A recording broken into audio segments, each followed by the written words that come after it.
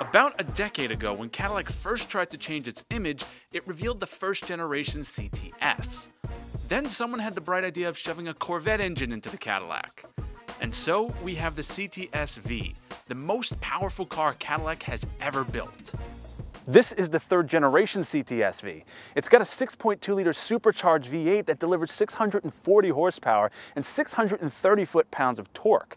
It's also good for 200 miles an hour. That's handy if you happen to have an abandoned runway.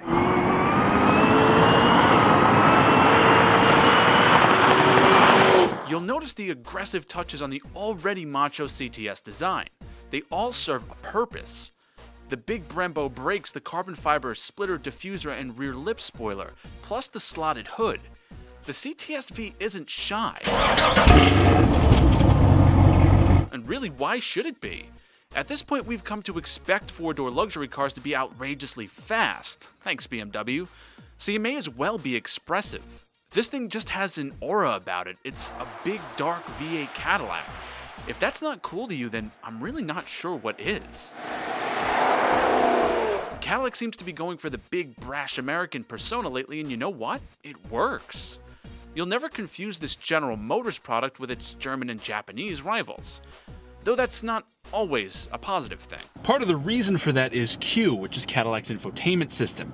Now, it's better than it used to be, but it's still not good. Thankfully, you can always just plug in your iPhone.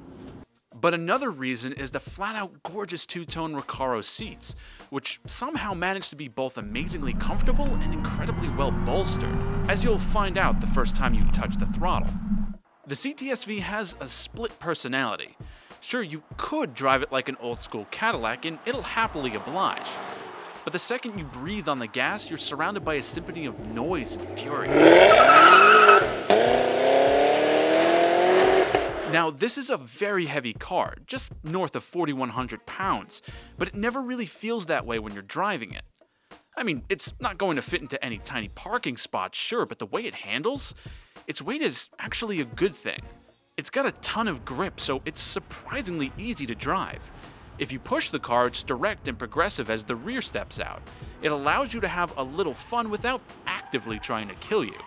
And when you're done fooling around, the CTS-V will happily return to soft, quiet cruising, with everyone around none the wiser to your antics, like a proper Cadillac.